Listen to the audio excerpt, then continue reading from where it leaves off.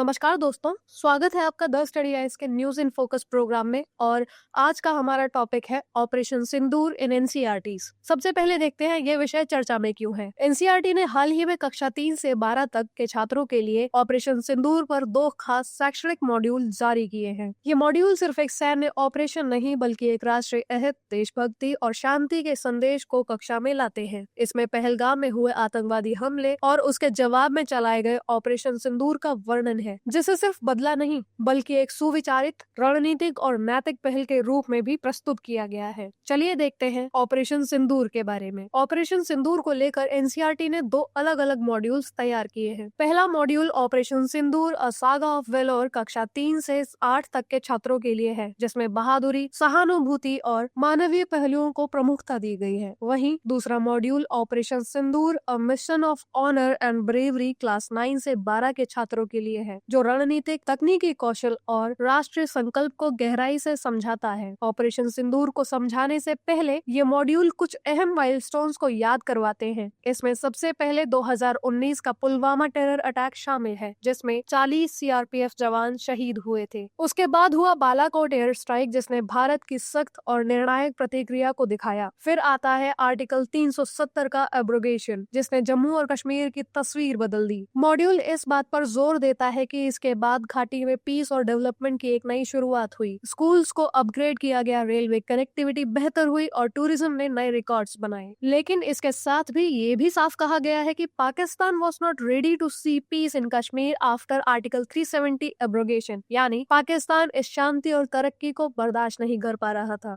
तथ्यात्मक रूप से देखें तो ऑपरेशन सिंदूर 7 मई 2025 को शुरू हुआ था, जब भारत ने पाकिस्तान और पाकिस्तान ऑक्यूपाइड जम्मू एंड कश्मीर में स्थित 9 आतंकी ठिकानों पर मिसाइल और हवाई हमले किए, जिनमें से 7 पूरी तरह नष्ट कर दिए गए। इसमें राफेल और सुखोई 30 MKI लड़ाकू विमान, ब्रह्मोस मिसाइल, ड्रोन और इसरो की सैटेलाइट सर्विलेंस जैसे अत्याधुनिक क्षमताओं का इस्तेमाल किया गया। सबसे महत्वपूर्ण बात यह रही कि इस अभियान में किसी भी नागरिक को नुकसान नहीं पहुंचा और केवल आतंकवादी ठिकानों को ही निशाना बनाया गया। दूसरी ओर भारत की एयर डिफेंस सिस्टम S-400 और आकाश मिसाइल दोनों ने दुश्मनों के ड्रोन्स और संभावित हमलों को सफलतापूर्वक नाकाम किया। इस अभियान का नाम ऑपरेशन सिंदूर भी अपने आप में गहरी प्रतीकात्मक रखता है। ये सिर्फ शब्द नहीं बल्कि जिम्मेदारी और श्रद्धा का प्रतीक है, जो उन शहीदों की विधवाओं को सम्मान देने का माध्यम है जिन्होंने अपने प्रियजनों को खोया। इस तरह व्यक्तिगत ग्रीफ को एक राष्ट्रीय संकल्प में बदलने की शक्ति को दर्शाया गया। मॉड्यूल में ये भी चित्रित किया गया है कि कैसे पूरे देश ने इस अभियान के दौरान एकजुटता दिखाई। लोगों ने कैंडल लाइट मार्चेस निकाले, मुस्लिम समुदाय ने काले आर्म बैंड्स पहनकर शोक व्यक्त किया, कश्मीरी दुकानदारों ने आतंकवाद का विरोध किया और सीमावर्ती किसानों ने भी खुल के समर्थन का संदेश दिया। ये सारे उदाहरण इस तथ्य को रेखांकित करते हैं कि ऑपरेशन सिंदूर केवल एक सैन्य सफलता नहीं बल्कि शांति, प्रेम और एकजुट भारत का प्रतीक भी है। इसी के साथ चलिए अब देखते हैं आर्टिकल 370 के बारे में। आर्टिकल 370 भारतीय संविधान का वह प्रावधान था जो जम्मू और कश्मीर को एक विशेष दर्जा देता था, जिसके तहत राज्य का अपना संविधान, झंडा और कानून बनाने की शक्ति थी और केंद्र सरकार के कानून वहां तभी लागू होते थे जब राज्य सरकार सहमति देती। ये व्यवस्था 5 अगस्त 2019 को खत्म कर दी गई, जब केंद्र सरकार ने प्रेसिडेंशियल ऑर्डर जारी करके इसे अप्रभावी किया और संसद ने इसे समर्थन देते हुए Jammu and Kashmir reorganisation act 2019 pass किया, जिसके तहत राज्य को 2 केंद्र शासित प्रदेशों जम्मू कश्मीर विधानसभा सहित और लद्दाख बिना विधानसभा के में विभाजित कर दिया गया। 11 दिसंबर 2023 को सुप्रीम कोर्ट ने इस फैसले की संवैधानिक वैधता को सही ठहराया और आर्टिकल 370 व 35A के निरस्तीकरण को उचित माना। साथ ही निर्देश दिया कि जम्मू एंड कश्मीर को राज्य का दर्जा वापस दिया जाए और जल्द चुनाव कराए जाए। इसके बाद वहाँ बड़े बदलाव हुए। पूरा भारतीय संविधान लागू हो गया। बाहरी नागरिकों को जमीन खरीदने का अधिकार मिला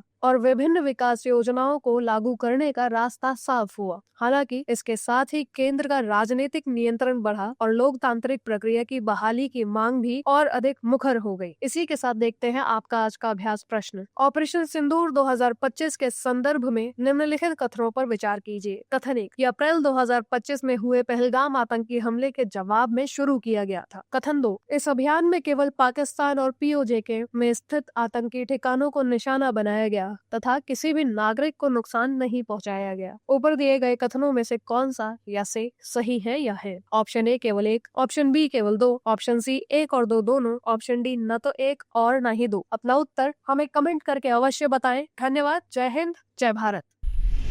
डियर स्टूडेंट्स, हमारे चैनल को लाइक, शेयर, सब्सक्राइब करें और अपनी तैयारी को और बेहतर बनाएं।